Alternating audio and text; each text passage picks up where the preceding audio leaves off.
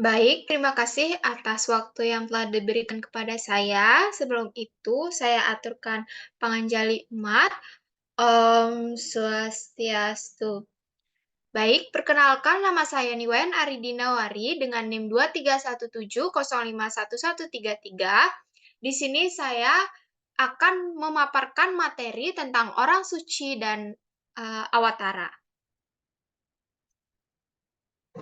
Baik, untuk materi pertama yaitu pertanyaannya tentang berkaitan dalam membina kehidupan beragama, pendalaman dan penghayatan agama tidak hanya dapat dilakukan dengan mempelajari ajarannya saja atau menjelaskan ibadahnya saja di tempat suci. Namun diperlukan orang-orang suci. Apa ini maksud dengan orang suci menurut agama Hindu? Baik, menurut saya, orang suci terdiri dari kata orang dan suci. Orang berarti manusia dan suci berarti kemurnian dan kebersihan lahir batin. Jadi, orang suci ialah manusia yang memiliki kekuatan mata batin dan dapat memancarkan kewibawaan rohani serta peka akan getaran-getaran spiritual, welas asih, dan memiliki kemurnian batin dalam mengamalkan ajaran agama. Orang suci adalah orang yang dipandang mampu atau paham tentang agama Hindu. Ajaran agama Hindu memiliki banyak sebutan bagi orang suci seperti Sulingge, Maharesi, Bagawan, dan sebutan gelar orang suci lainnya. Sulingge berasal dari kata su dan lingge.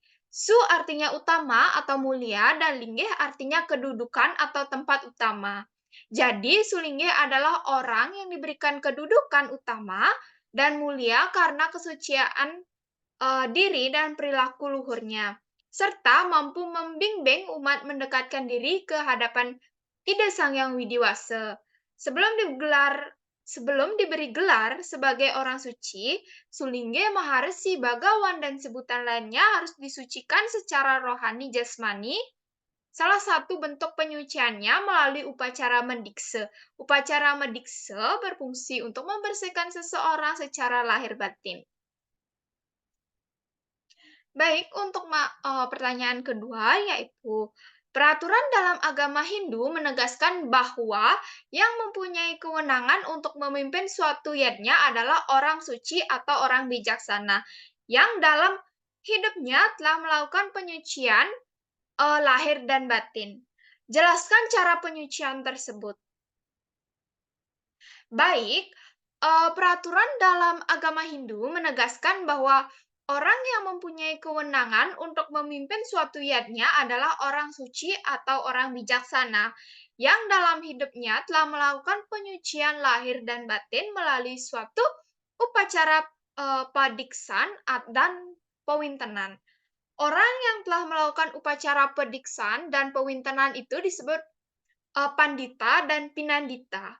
Seperti diketahui, upacara diksa berfungsi untuk meningkatkan status orang dari welaka menjadi sulingge atau dwijati. Pandita disebut dwijati artinya telah lahir dua kali. Yang paling penting diketahui yang juga merupakan bagian dari proses upacara mendikse adalah dilakukannya kegiatan amati raga, amati aran, amati sesana, dan amati wase oleh calon diksita. Baik, jadi pemaparan tersebut akan saya jelaskan apa itu amati raga, amati aran, amati sasana, dan amati wase. Jadi, amati raga yang dimaksud adalah secara simbolis calon diksita dianggap dilepaskan badan kasarnya dan kemudian akan lahir kembali sebagai dwijati dalam badan yang baru. Yang kedua, amati aran. Artinya bahwa dalam upacara diksa ini, calon diksita mengganti nama welakanya menjadi dengan nama Sulingge.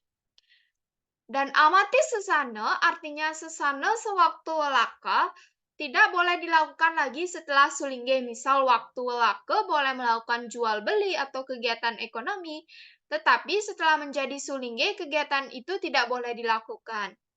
Dan yang terakhir yaitu amati wasa. Artinya atribut waktu welake diganti dengan atribut sulinggih. Misal busana welake harus diganti dengan busana sulinggih. Tidak hanya pakaian, demikian perilaku, sikap termasuk warna pakaian yang mengarah pada kesucian.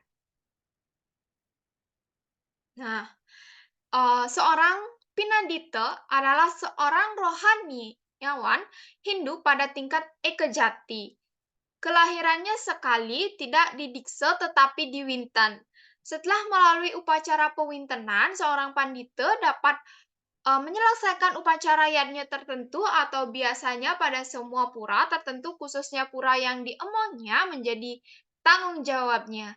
Demikian pula untuk upacara purnama, tilem, dan upacara-upacara pada hari raya keagamaan lainnya bisa dan cukup diselesaikan atau dipuput oleh Pinandita. Pada umumnya di Bali Pinandita ini adalah pemangku. Yang paling penting dan harus selalu dilaksanakan oleh seorang Pinandita selalu memperdalam tentang tatwa atau filsafat dan berpegang pada dharma atau kebijakan dan kebenaran.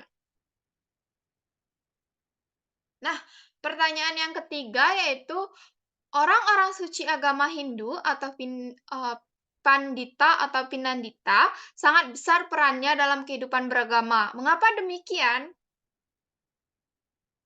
Nah, orang-orang suci dalam agama Hindu sangat besar dan penting perannya dalam kehidupan beragama, membina umat dan sebagainya, karena sejarah perkembangan agama Hindu pun telah membuktikan bagaimana peranan orang-orang suci Hindu pada zaman dulu di dalam menyebarkan agama Hindu, di dalam membina kehidupan keagamaan di tengah-tengah masyarakat dan meneruskan ajaran-ajaran tersebut pada masa berikutnya. Agama Hindu yang mendasarkan ajarannya pada pustaka Suci Weda dalam sejarahnya mulai berkembang di lembah Sungai Sindu, India. Di lembah sungai inilah salah satu contoh peranan orang-orang suci Hindu, yakni Resi Bhagawan Vyasa menerima wahyu ide Sang Yang Widiwasa, yang kemudian mengabadikan ajaran tersebut dalam bentuk pustaka Suci Weda. Pengumpulan Weda dalam bentuk sekarang ini dapat diperkirakan antara 2500 tahun sebelum Masehi.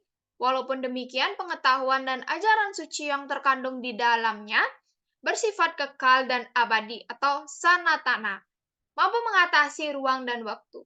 Dan lembah Sungai Sindu itu kemudian menyebarkan pengaruhnya ke seluruh bagian India Belaka, Asia Tengah, Tiongkok, Jepang, dan Indonesia. Dan sekarang telah menyebar ke seluruh dunia. Orang suci yang menyebarkan ajaran itu dan daerah Sungai Sindu, Gangga, dan Yamuna ke daerah India Selatan, India Belakang, dan Indonesia adalah Resi Agastya.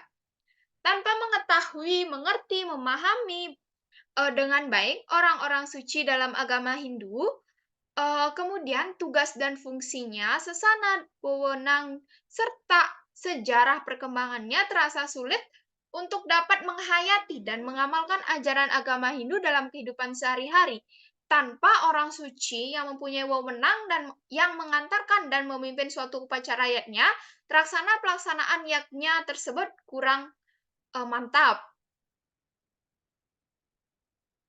Nah, pertanyaan yang keempat yaitu jelaskan pengertian orang suci, Pinandita dan Pandita.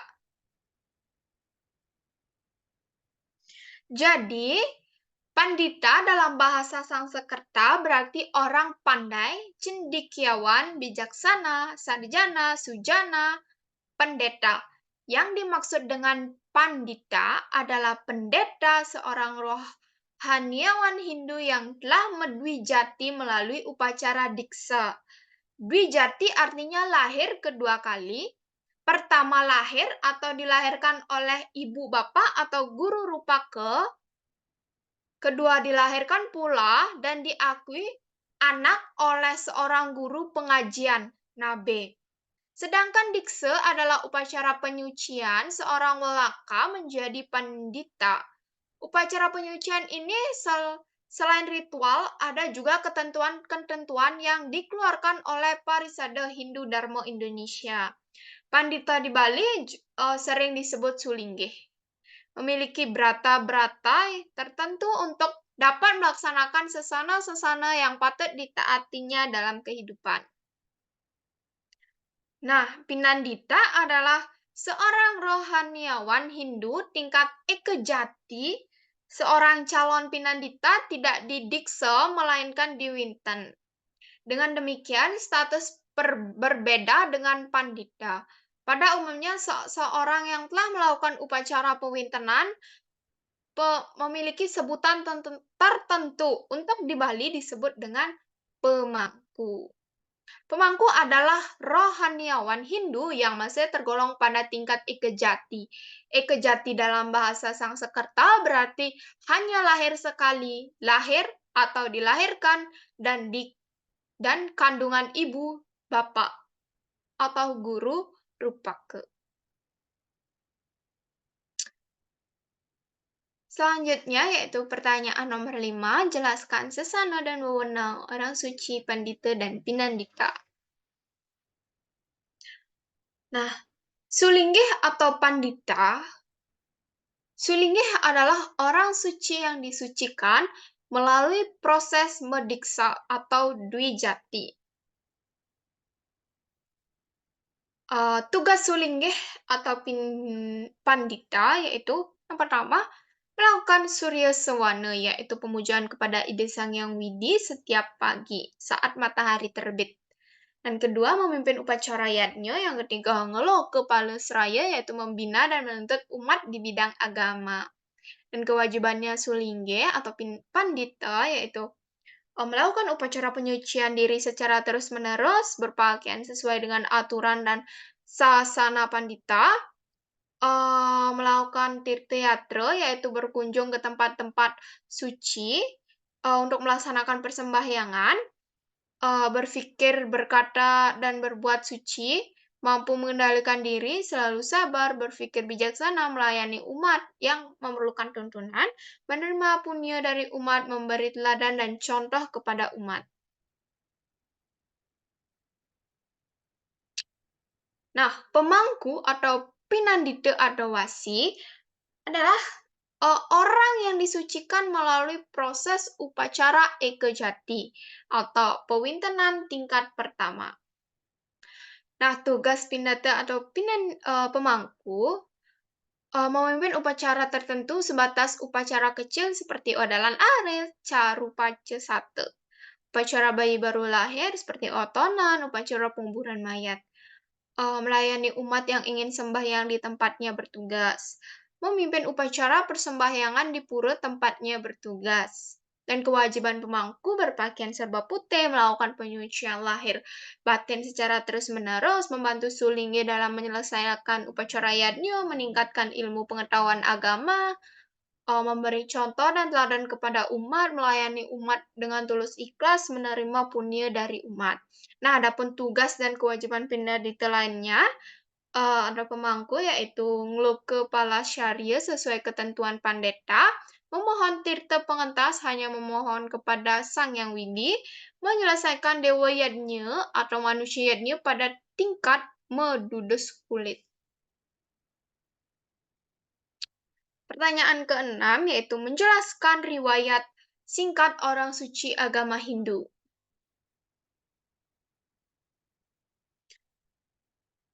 Nah, untuk yang pertama yaitu Sakyawasa Awatara. Ada dua jenis. Yang pertama, makhluk yang merupakan penjelmaan Wisnu secara langsung. Dan yang kedua, makhluk yang mendapatkan kekuatan dari Wisnu. Jenis tersebut memiliki jumlah yang besar dan merupakan awatara yang istimewa.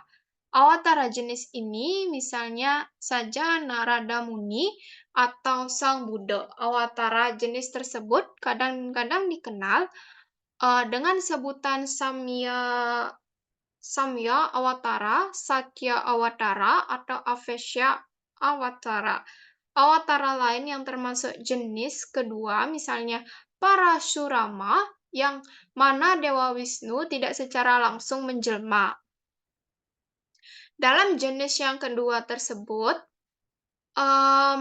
menurut Sri Vajjanarashim, ada 2 macam lagi, yaitu Wisnu memasuki jiwa makhluk yang terpilih tersebut, seperti Parasurama. Wisnu tidak memasuki jiwa secara langsung, namun memberikan kekuatan suci, misalnya Vyasa atau menyusun Weda. Awatara jenis kedua tersebut tidak dipuja sebagaimana mestinya awatara lainnya, hanya awatara yang merupakan, penjelmaan langsung yang kini, mohon maaf sebelumnya oke.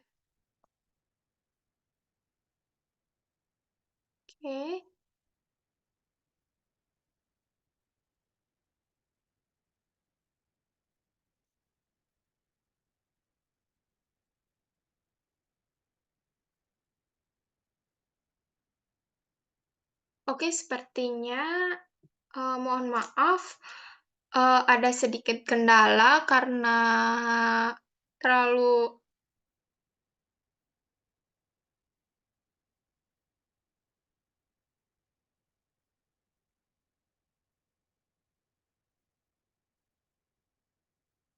oke, mohon maaf karena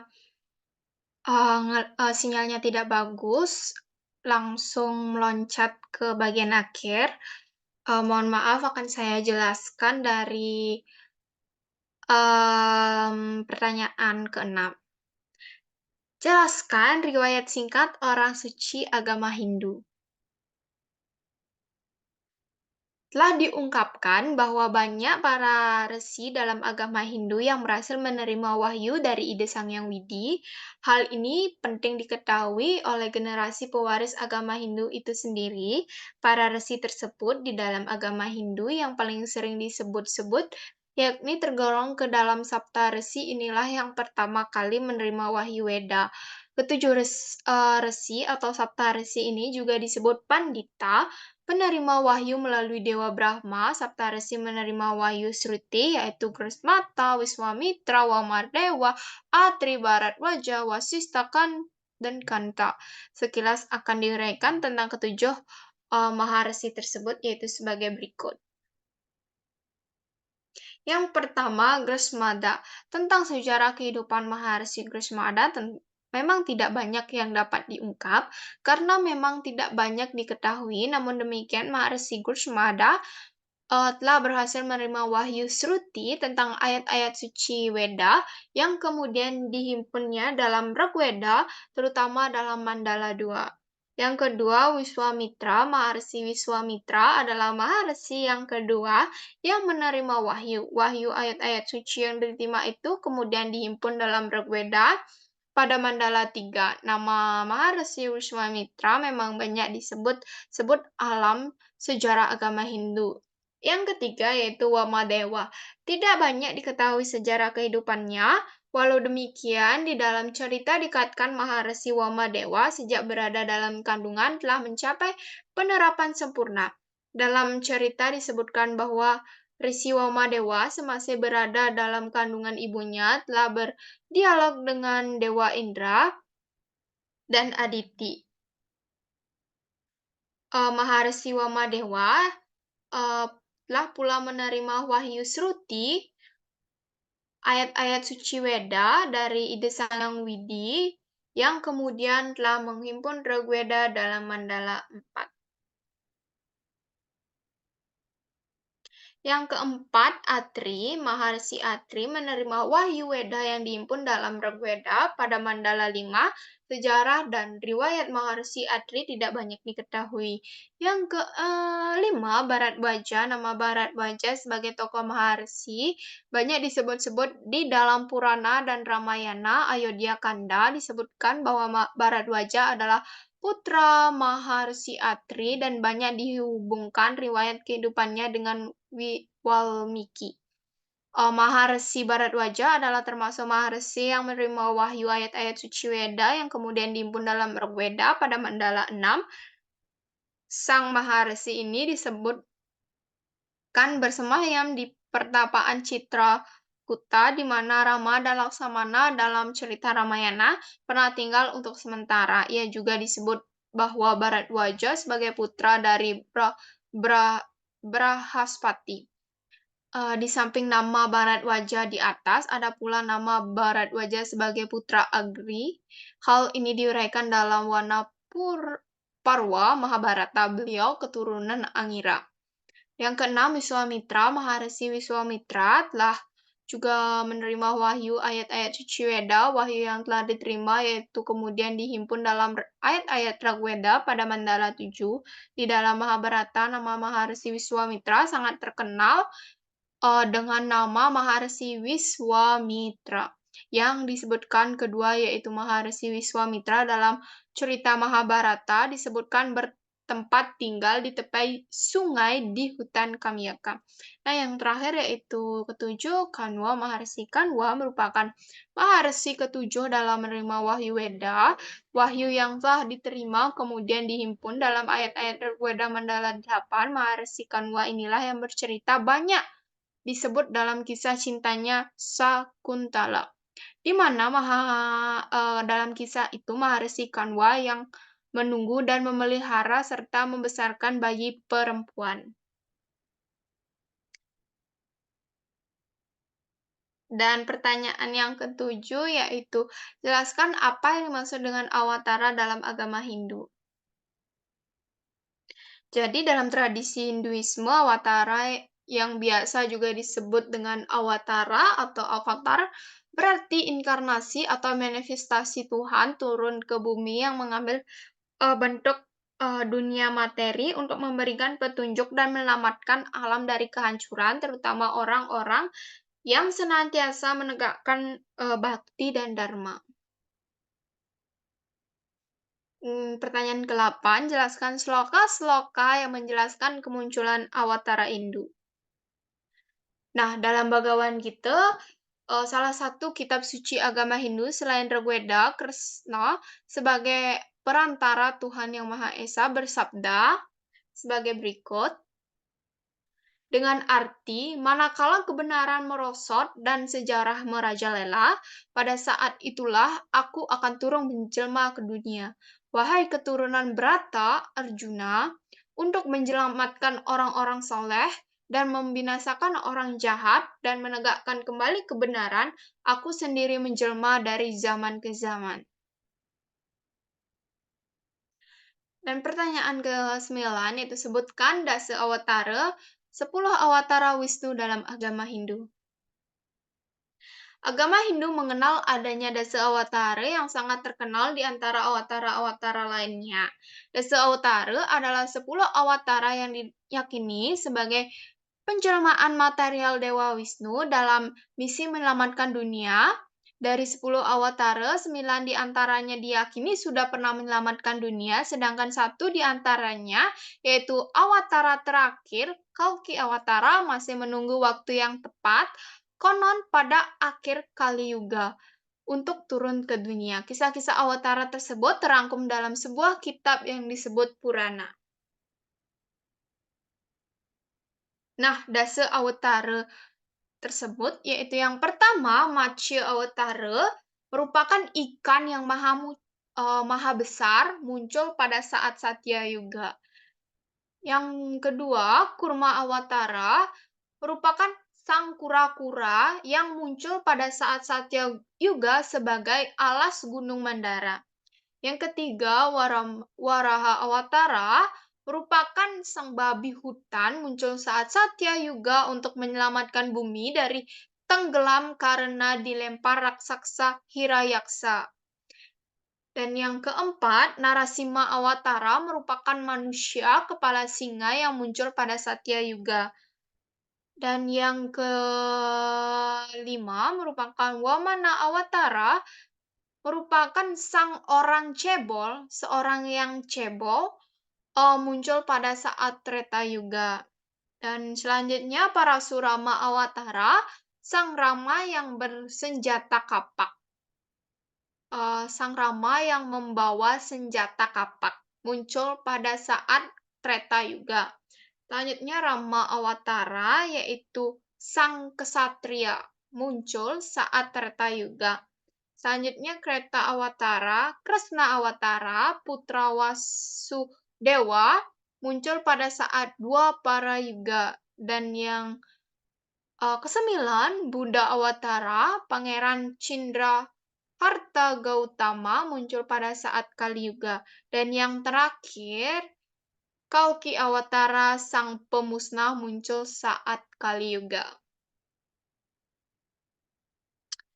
Nah, pertanyaan yang selanjutnya, ke-10, ini merupakan pertanyaan yang terakhir. Jelaskan jenis-jenis awatara. Nah, menurut Kitab Purana, tak terhitung banyaknya awatara yang pernah turun ke dunia ini. Awatara-awatara tersebut tidak selamanya merupakan inkarnasi langsung atau penjelmaan langsung dari Sang Hyang Wisnu. Beberapa awatara diyakini memiliki jiwa yang terberkati atau mendapatkan kekuatan Tuhan sebagai makhluk yang terpilih. Nah, yang pertama yaitu Purusa Awatara.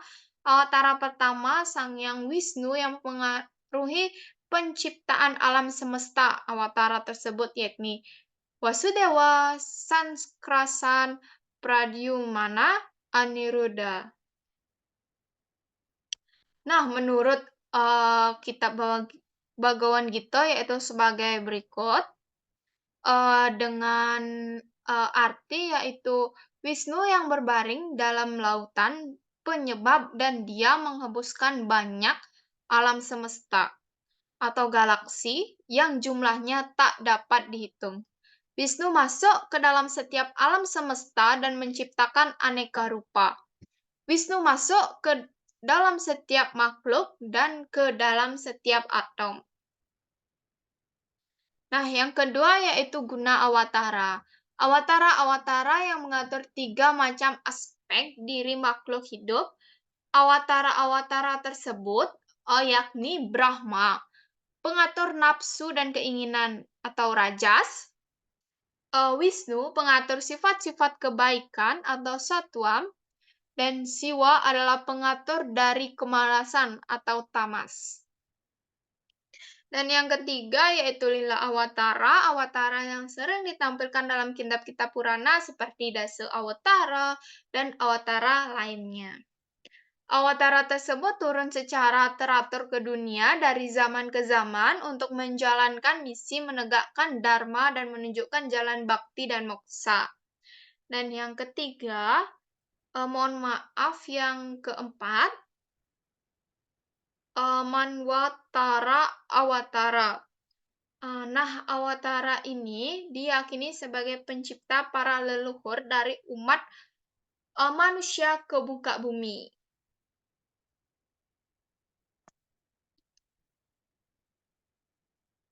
Dan yang kelima, Sanyawesa Awatara. Ada 2 jenis.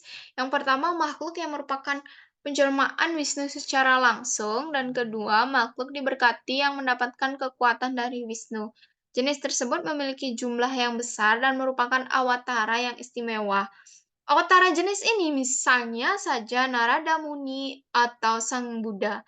Awatara jenis ini tersebut kadang-kadang dikenal dengan sebutan Samya Samvatar, Samya Havatar, atau Avesha Avatar.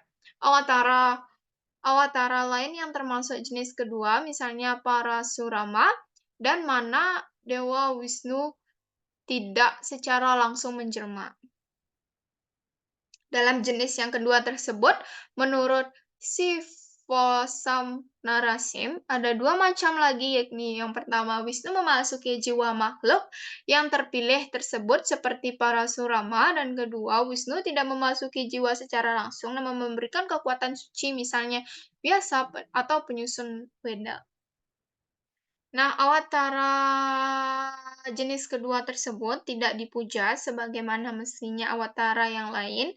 Hanya awatara yang merupakan penjelmaan langsung yang kini sering dipuja seperti Narasimha, Rama, dan Sri Krishna. Menurut aliran Vaishnava, Krishna merupakan awatara yang tertinggi di antara awatara yang lain. Namun pengikut Sri Chaitanya Nirbarka Vajracharya memiliki filsafat berbeda dengan pengikut aliran Vaishnava seperti Ramanuja dan Madhyam, dan menganggap bahwa Krishna merupakan kepribadian dari Tuhan Yang Maha Esa dan bukan seorang awatara belaka. Dalam beberapa silfat Hinduisme, tidak ada perbedaan dalam memuja ide ide Sang Yang Wisnu maupun avataranya, karena semua pemujaan tersebut akan menuju kepadanya. Baik, sekian pemaparan materi yang bisa saya sampaikan. Mohon maaf apabila ada kesalahan kata yang disengaja maupun tidak sengaja. Mohon dimaafkan. Saya aturkan para mesanti. Om Santi Santi Santi Om.